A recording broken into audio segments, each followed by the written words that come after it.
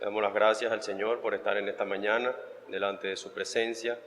Es un gozo, es una alegría estar aquí en este lugar para escuchar de la palabra de Dios, para conocer acerca de Él. Y antes de que iniciemos, hermanos, les invito a que hagamos una oración y en la misma introducimos al señor Ángel, que nos visita constantemente, pero que está mal de salud. Vamos a hacer una oración. Padre, en el nombre de Jesús, gracias te damos, Dios, por esta mañana. Gracias te damos, Dios, por este día. Gracias por tu palabra, Dios mío. Gracias por reunirnos nuevamente en este lugar, Señor, para ayudarnos a conocerte, para moldear nuestras vidas, Señor, para quitar lo que esté mal en nosotros, mi Dios, a través de tu palabra. Te rogamos para que todos podamos entender, para que todos podamos comprender, Señor, lo que tú quieres decir.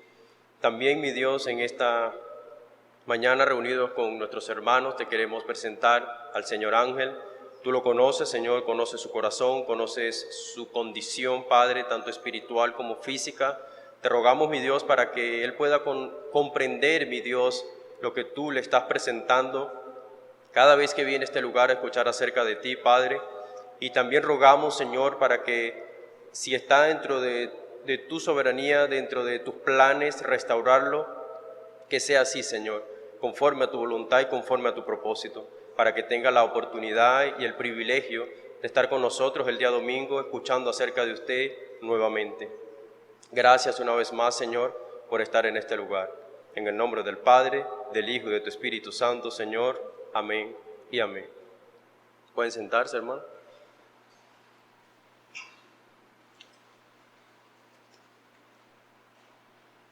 Ya hemos estado escuchando acerca de lo que es la enseñanza del día de hoy. Estamos dando inicio a las bienaventuranzas. Vamos a estar desde el versículo 1 hasta el versículo 3. Esto, hermanos, es algo que es nutre bastante a lo que es la iglesia, porque nos muestra una serie de características, las cuales el individuo no es que va a correr atrás de ellas, sino que el mismo Dios las va a tallar en la vida de la persona. Nuestra generación, por lo general, encuentra la alegría, encuentra el gozo en las cosas de este mundo. Personas como que quizás lleguen y se gradúen de abogado, de ingeniero, de médico, de muchas carreras. Y esto para ellos es la cumbre, lo más alto, es lo que produce en ellos un gozo. Pero en realidad, sin descalificar estas cosas, sin quitarle la importancia que ellas tienen, eso no genera el gozo que Dios muestra en su palabra, que es el verdadero gozo del hombre.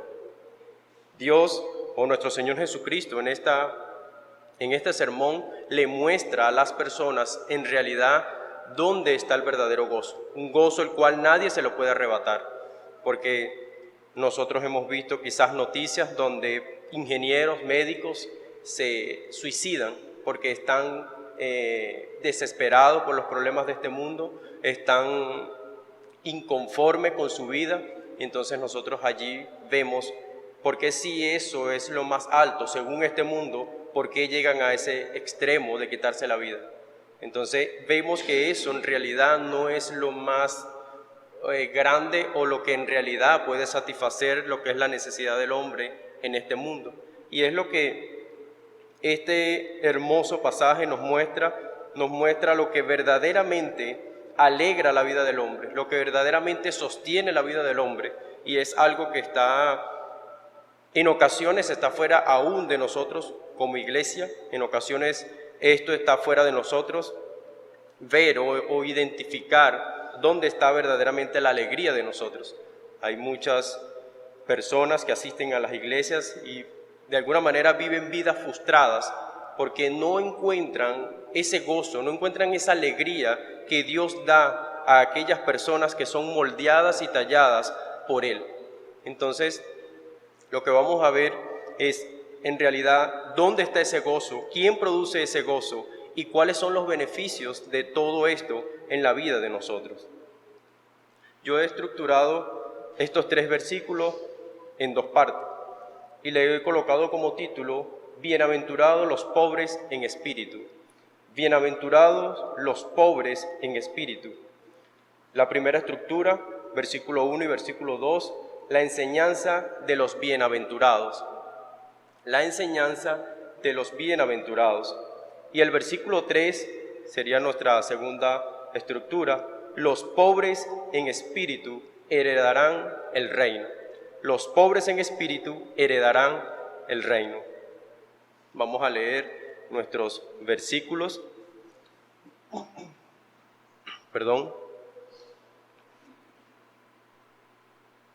Viendo la multitud, subió al monte, y sentándose, vinieron a él sus discípulos, y abriendo su boca les enseñaba, diciendo: Bienaventurados los pobres en espíritu, porque de ellos es el reino de los cielos.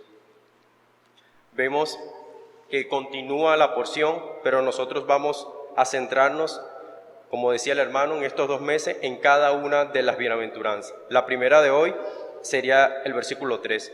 Bienaventurados los pobres en espíritu, porque de ellos es el reino de los cielos.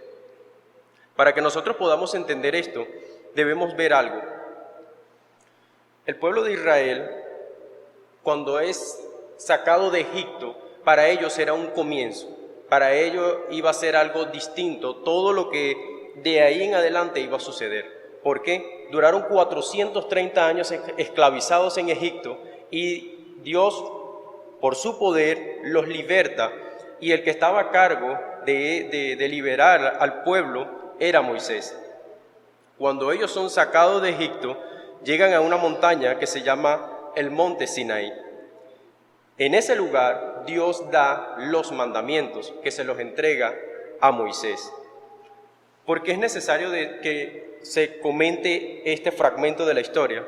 Porque eso sucede inmediatamente de que ellos salen de allí para iniciar prácticamente con sus vidas algo nuevo, algo diferente. Iban a estar estrictamente bajo los estatutos y decretos que Dios les estaba dando a Moisés. Luego de allí, ellos van a otra montaña, que es el monte Gerizim. Allí también sucede algo, con el fin de que ellos continuaran hacia adelante para la nueva vida, el cual Dios les estaba preparando. Luego, ellos llegan a un monte, donde dice la Escritura que ellos debían dejar las cosas malas allí, que es el monte Ebal. Esto se los menciono porque es dando o mostrando lo que es el principio de lo que el pueblo iba a vivir. En este sermón del monte, es muy conocido, ocurre algo similar, pero debemos recordar una cosa, o 2 cosas, mejor dicho. Lo primero es, ¿cuáles eran los propósitos de Jesús en este mundo? ¿Qué quería hacer Él, en primer lugar? Y en segundo lugar, la persona que escribe esta parábola o este sermón es Mateo, un discípulo de Jesús, un hombre que estuvo allí y el cual presenta a Jesús como el rey. Cuando esto sucede, cuando Jesús sube a este monte, como lo dice el versículo 1, que Él sube a este monte y ve la multitud, allí estaba iniciándose algo nuevo, estaba empezando algo nuevo, distinto para este mundo. Por eso, esto es conocido o comparado con lo que sucedió en el monte Sinaí, donde se le dan los mandamientos al pueblo de Israel. En este sentido, el Señor Jesucristo no está dando algo distinto o algo nuevo. Simplemente aquí Él muestra las características o los rasgos que iban a tener las personas que pertenecían o que iban a ser parte de su reino. Por eso tocamos esa parte de la historia, porque esto era un comienzo. Jesús acababa de ser bautizado, acababa de reunir a los 12 discípulos que son mencionados aquí, y desde allí Él estaba comenzando algo diferente a lo que ya el pueblo había estado acostumbrado y a lo que ya el pueblo había dañado con su legalismo por tener malas interpretaciones acerca de lo que el Señor les había suministrado por medio de Moisés. Entonces, vamos a introducirnos en nuestra primera estructura, la cual dice, la enseñanza de los bienaventurados. Dice, viendo la multitud, subió al monte y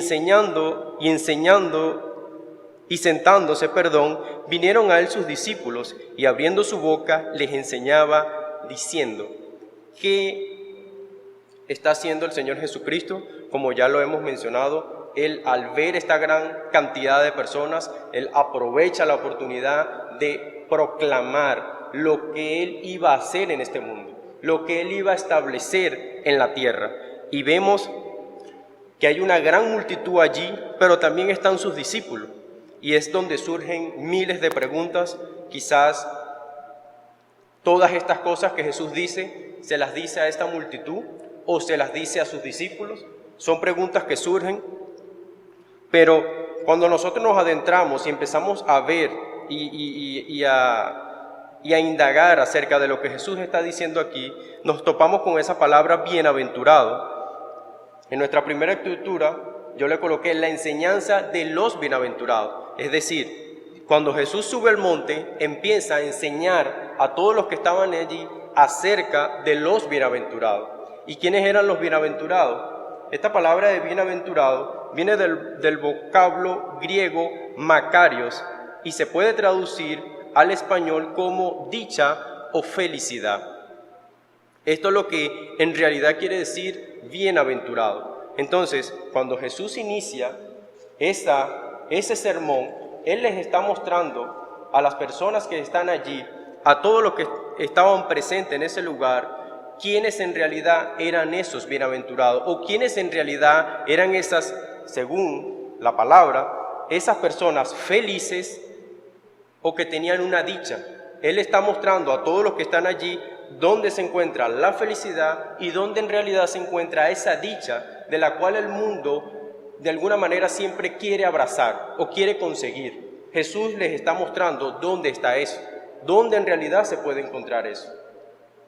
Dice, las bienaventuranzas son la introducción del conocido Sermón del Monte que nuestro Señor enseñó a sus discípulos. ¿Ve? Va enfocándose a un grupo específico y ese grupo específico son sus discípulos. Dice, algunos comentaristas les han descrito como las tablas de la ley, han descrito este sermón como las tablas de la ley, que fue lo que les comenté, y lo comparan con el monte Sinaí, con el monte Ebal y con el monte Gerizim. Ya hemos escuchado acerca de esto, ya vemos de dónde proviene esto y por qué de alguna manera muchas personas o comentaristas estudiosos de la Escritura han comparado este sermón del monte con eso que sucedió allí. ¿Por qué? Por la sencilla razón de que era algo diferente que se estaba estableciendo. Jesús, ¿cuál era el propósito de Jesús? Establecer su iglesia. Ese era su objetivo principal, venir y establecer su iglesia, porque iba a ser uno de los medios por el cual el hombre iba a salvar su vida. Indagando un poco acerca de las bienaventuranzas, es bastante interesante ver lo que no son las bienaventuranzas, según lo que el mundo puede profesar. Las bienaventuranzas no son una lista de ordenanzas que debemos observar, que debemos ver para alcanzar algo o llegar a algún fin. Eso no son las bienaventuranzas. Las bienaventuranzas, en segundo lugar, no es una manera de volvernos cristianos.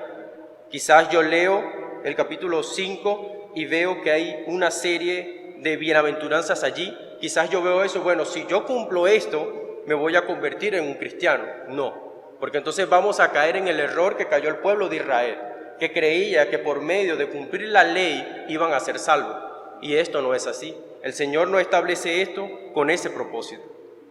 El Señor establece esto con la finalidad de que las personas observaran dónde en realidad estaba la alegría, la dicha, la satisfacción del hombre en este mundo. Y eso solo lo puede dar o suministrar Él.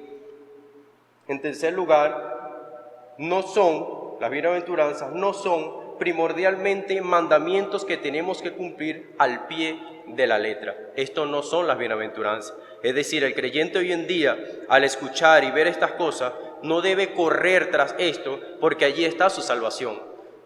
El apóstol Pablo en Romanos capítulo 5 es muy claro con respecto a eso, y dice que la salvación es por medio de la fe en Cristo Jesús. Luego que usted tiene su salvación segura, que es por medio de la fe, de confiar plenamente en el Señor, usted va a tener la capacidad de cumplir con lo que la palabra de Dios exige. No va a codiciar, no va a robar, no va a matar, no va a decir falso testimonio. ¿Por qué? Porque ya en usted hay algo forjado, lo cual le fija a usted su meta, y su meta es Cristo. Y Cristo le ha otorgado, le ha dado la facultad a usted de creer y confiar plenamente en Él para su salvación. Entonces, no debemos ver las bienaventuranzas como un mandamiento a seguir, algo que yo debo seguir al pie de la letra. No debemos verla de esta manera. Simplemente debemos ver que el Señor nos muestra dónde está nuestra alegría o nuestra satisfacción. ¿Qué nos demuestran las bienaventuranzas? Dos cosas. Nos presentan un marcado contraste entre la dicha según Dios y la dicha según el mundo. Como les comentaba, Dios nos está mostrando dónde está la dicha, dónde está la alegría de nosotros. El mundo presenta o ofrece, ¿qué ofrece el mundo? Si tienes una buena estabilidad económica, si eres aceptado en la sociedad, si tienes la mejor ropa, si tienes el mejor carro, la mejor casa, tú tienes dicha, tienes felicidad, pero eso es falso, eso es falso. Jesús quiere mostrarle a todos los que estaban allí, incluyendo a sus 12, que la dicha no estaba allí. La dicha estaba en que la persona reconociera su condición delante de Dios. ¿Por qué? El mismo Pablo no, en el mismo Evangelio, Mateo dice que es necesario que el hombre tenga una justicia para poder entrar en el reino de los cielos. Y esa justicia no la podemos alcanzar nosotros. Por nada de lo que usted tenga en este mundo usted puede alcanzar una justicia que le dé la facultad a usted de entrar en el reino de los cielos. Esa justicia se la otorga Cristo por medio de lo que Él hizo, por medio de su sacrificio. Eso le da a usted la entrada directa al cielo. Y es allí donde usted encuentra el gozo y la alegría verdadera, la dicha, esa bienaventuranza en todo su esplendor. ¿Por qué? Porque ha encontrado lo que el mundo no puede encontrar. Ha obtenido lo que el mundo no puede obtener. Y el Señor Jesucristo lo dijo, lo mencionó, que los reyes de este mundo, los poderosos de este mundo, desearon escuchar estas palabras, pero no la escucharon. ¿Por qué? Porque para ellos no servían. Para ellos era algo obsoleto, algo muy antiguo, que no tenía poder suficiente. Pero cuando la persona abre su corazón, estas palabras hallan cabida en él y se aferran a él y le dan ese gozo y esa alegría que nuestro Señor Jesucristo está mostrando aquí. La segunda cosa que nos muestra las bienaventuranzas, nos permite discernir la diferencia entre un cristiano y un incrédulo. Al Señor exponer todas estas cosas, el Sermón del Monte no culmina en el versículo 12, culmina en el versículo 7, al final del versículo 7 vemos que es que finaliza este sermón. Y a lo largo del capítulo 5, el capítulo 6 y el capítulo 7, nuestro Señor Jesucristo va mostrando cómo debe comportarse un cristiano, cuál es su función dentro de la sociedad. Él dice, por ejemplo, habla de la ira, habla que los discípulos son la sal de la tierra, que son la luz del mundo, habla acerca del divorcio, habla acerca de los juramentos, del amor hacia los enemigos. Nombra una serie de cosas en estos 3 capítulos, los cuales muestran con más nitidez quién es creyente y quién no es creyente en realidad. Pero nosotros también podemos determinar eso. ¿Cómo? Viendo la vida de la persona, viendo cómo se conduce en este mundo y filtrándolo por la Escritura, nos daremos cuenta de eso, que fue la cita que el hermano tocó al principio en Corintios. Verifiquemos si nosotros estamos en la fe, verifiquemos si nosotros estamos cumpliendo con lo que la palabra de Dios está demandando de cada uno de nosotros. Y de esa manera nosotros vamos a llegar a este punto, a verificar si él es creyente o si él no es un creyente. ¿Cómo? Por medio de la palabra de Dios y por medio de lo que Pablo les dice a los hermanos de Corintio. De esa forma nosotros vamos a ver esto. Ya hemos visto la enseñanza acerca de los bienaventurados que estaba en nuestro versículo 1 y versículo 2. La segunda estructura, los pobres en espíritu heredarán el reino de los cielos. Versículo 3, dice el Señor: los pobres en espíritu, bienaventurados los pobres en espíritu, porque de ellos es el reino de los cielos. Cuando nos acercamos a esto y vemos que nos habla de pobres en espíritu, quizás nosotros empezamos a buscar a esos pobres en espíritu por todos lados, quiénes son, dónde se encuentran, por qué el Señor introduce esta palabra aquí, cuál es su propósito. Esto es algo sencillo. ¿Por qué es sencillo? Porque pobre en espíritu somos todos, somos pobres en espíritu. El problema es, o el detalle está en que esa persona que es pobre en espíritu igual a la otra, lo que marcaría la diferencia entre dos pobres en espíritu es que uno de los dos reconozca su condición delante de Dios. Eso es lo que va a marcar la diferencia. ¿Por qué esto marca la diferencia? Porque nuestras mentes son tan rápidas que dicen, bueno, el que tenga un estatus social, quizás él no es pobre en espíritu. Él es tan pobre, tan miserable como el otro que no tiene nada. Están al mismo nivel, hablando estrictamente a lo que es su condición pecaminosa delante de Dios. Están al mismo nivel. Que una persona esté quizás en el nivel económico de Donald Trump y el otro no tenga absolutamente nada, espiritualmente delante de Dios están igual. Pero ¿cuál es el problema aquí? ¿Dónde está la diferencia? En que cualquiera de los dos reconozca su condición. Por eso esos 12 que están allí, que son mencionados en el versículo anterior, ellos están marcando la diferencia. ¿Por qué? Porque ellos han reconocido y han seguido a Jesús. Y es lo que nosotros vamos a ver en nuestro segundo punto. Los bienaventurados, primero que todo, son definidos como los pobres en espíritu. Hay una persona que se llama Edgar Goupe. Él parafraseó esto así: son aquellos que sienten su necesidad espiritual. ¿Ve? No habla de algo en específico, de una posesión o algo por el estilo. No habla de eso. Dice simplemente, él dice, aquellos que sienten su necesidad espiritual. Entonces, si usted en su vida actualmente está sintiendo una necesidad en su corazón, usted puede ser parte de esos pobres en espíritu. ¿Por qué? Porque una persona pobre es que no puede suplir sus necesidades. No puede quizás comprarse ropa, comprar todo lo que necesita. No puede hacer eso. No tiene esa capacidad. Pero en el término espiritual no tiene la capacidad de poder encontrar salvación. No tiene esa capacidad. Es una persona que muestra miseria espiritualmente. Y esa es la razón por la cual nuestro Señor Jesucristo se encarna, para suplir esa necesidad, la cual el hombre no puede suplir por su propia voluntad, por su propia fuerza, por lo que puedas tener en este mundo. Jamás podrás satisfacer esa necesidad. Es imposible.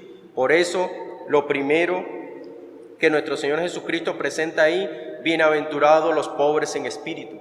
Esas personas que reconozcan su condición ante Dios, esas personas verdaderamente son bienaventurados y esas personas son parte del reino de los cielos. Continuamos ampliando un poco el concepto de los pobres en espíritu. Estos son los que saben que ellos no son hombres autónomos ni dioses, sino pecadores. Es reconocer esa condición. Y tenemos una cita en Génesis capítulo 3, versículo 5, que fue uno de los primeros problemas o el problema fundamental del hombre, el cual ha traído toda nuestra miseria espiritual. Dice el versículo 5 de Génesis capítulo 3, dice: sino que sabe Dios que el día que comáis de él serán abiertos vuestros ojos y seréis como Dios, sabiendo el bien y el mal. La gran patraña de Satanás con respecto a la raza humana, que el día que comieran de ese árbol iban a ser igual a Dios.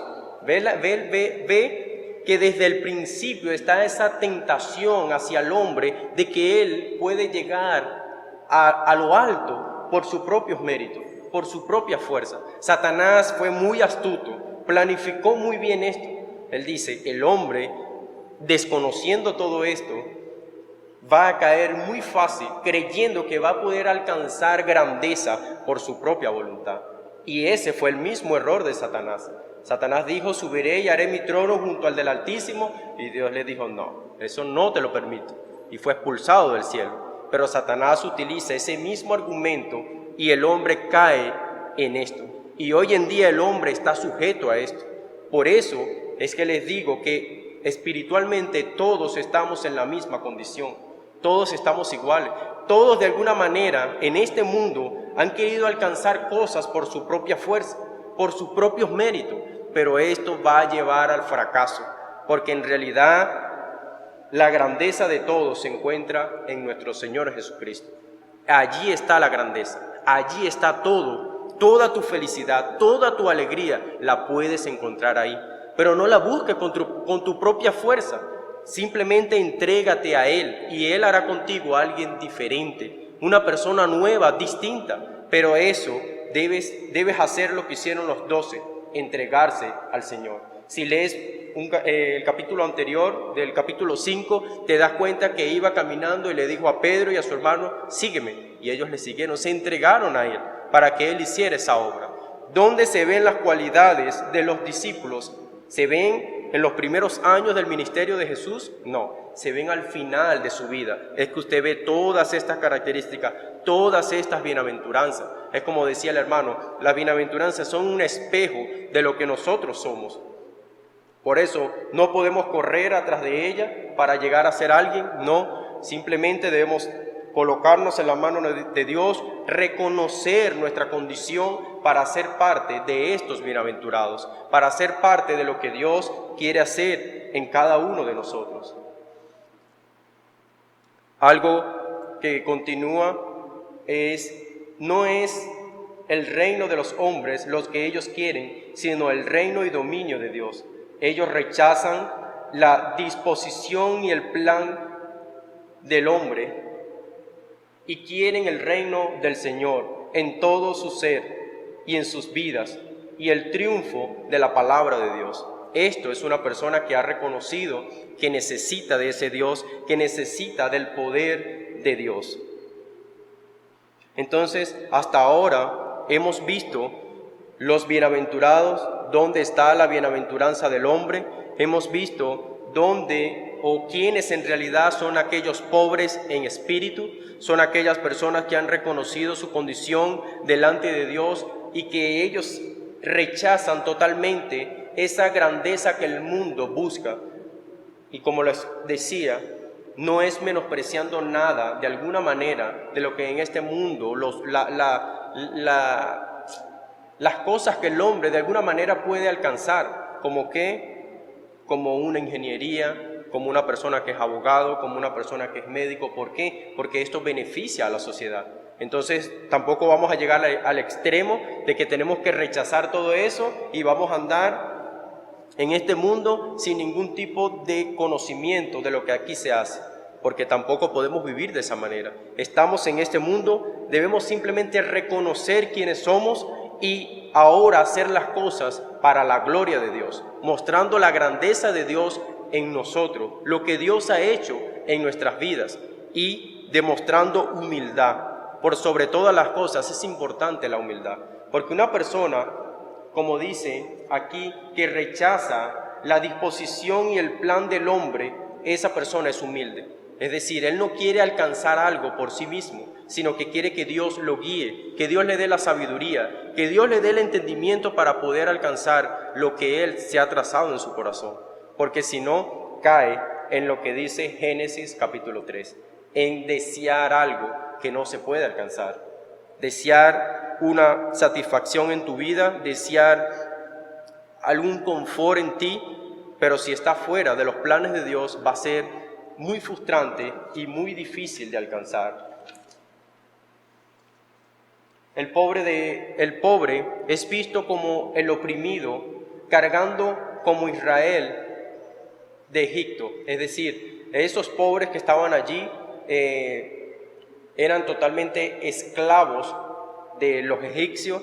Ellos eran esos pobres que de alguna manera el Señor estaba ilustrando, trayendo de lo que es la antigüedad. En escritos como en los Salmos mencionan a los pobres, que son aquellos quienes el Señor rescata y libra. Ellos son los oprimidos, los justos, los que el Señor rescata y los que el Señor ha traído a su reino. Y nos lleva a Mateo 5:3, el pobre de espíritu manifiesta lo que Dios ha hecho en sí. El Antiguo Testamento nos muestra a aquellos que ponen su confianza solamente en Dios. En pocas palabras, lo que nos muestran, lo que nos ilustran los salmos es lo que esos pobres son y lo que ellos pueden llegar a ser si ponen su confianza en Dios, en Jesucristo en este caso. Entonces, nuestro Señor Jesucristo lo que quería era que esa multitud que estaba allí pudiera entender esto, pudiera comprender que iba a ser un nuevo comienzo para todos ellos, estando Jesús en este mundo. Y sí sucedió, nada de esto detuvo sus planes, pero muchos que estuvieron aquí, dice, finalizando el capítulo 7, bajaron con él de allí, del monte, lo siguieron, porque escucharon con admiración las enseñanzas del Señor Jesucristo. Pero más adelante, en el mismo Evangelio, vemos que muchos se apartaron, muchos se fueron, muchos se retiraron. ¿Por qué? Porque no pusieron su corazón, no fueron esas personas humildes que debían poner su corazón, su confianza en Jesucristo, en su Salvador. Y esto los llevó a ellos al fracaso. Quizás en esta mañana hay discípulos entre nosotros, pero también hay personas de la multitud. El fin de que usted esté aquí escuchando este pequeño fragmento de las bienaventuranzas es con la finalidad y el propósito de que usted abra su corazón, de que usted llegue a la determinación de que necesita poner su confianza en Cristo, no en el hombre.